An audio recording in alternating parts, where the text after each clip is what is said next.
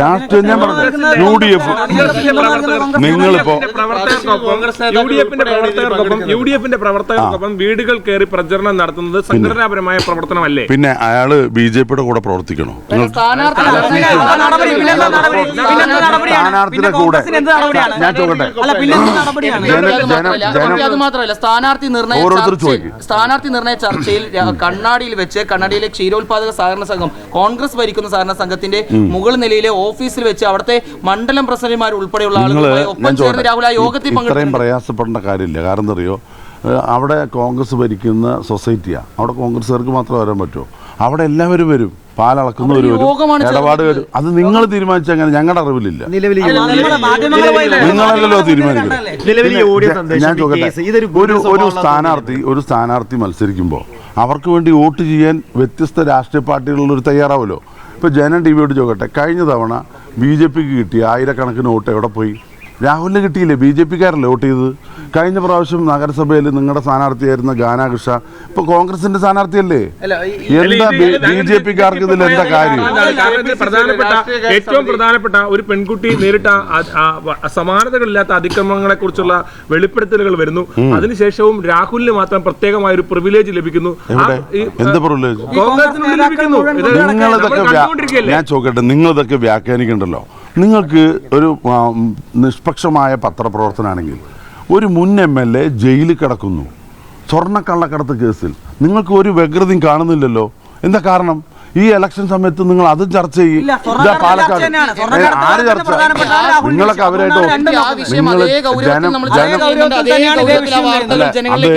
അതറിയാം. ഇപ്പോ അദ്ദേഹം പുതിയ വെളിപ്പെടുത്തൽ നടത്തിയിട്ടുണ്ട്. അതിനെക്കുറിച്ച് എന്താ നിങ്ങളുടെ അഭിപ്രായം? തന്ത്രിയും മന്ത്രിയുമായിട്ടുള്ള ഏറ്റവും വലിയ അടുപ്പാണ് പോറ്റിയെ ഞാൻ വിശ്വസിച്ചത് എന്ന് പത്മകുമാർ പറയുന്നു. എന്താ നിങ്ങൾ കൊടുക്കാത്തത്?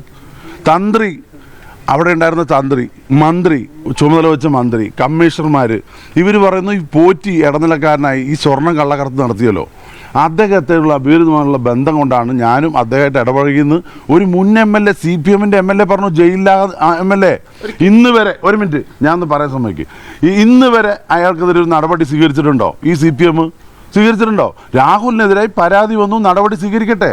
പാർട്ടി പരാതി വരുന്നതിന് മുമ്പ്, ഈ പുകമറ ഉണ്ടാകുന്നതിന് മുമ്പ് അദ്ദേഹത്തെ സസ്പെൻഡ് ചെയ്തു. അത് നിങ്ങൾ എന്താ അനുവദിക്കാത്തത്? അതെന്താ നിങ്ങൾ സമ്മതിക്കാത്തത്? അതൊക്കെ പാർട്ടി നേതൃത്വം തീരുമാനിക്കേണ്ടത്. അംഗങ്ങളിൽ ഒരാളാണ്. അത് എന്റെ അഭിപ്രായം ഞാൻ പാർട്ടി പറയും, പൊതു എന്നെ മധ്യത്തിൽ പറയുന്നത്.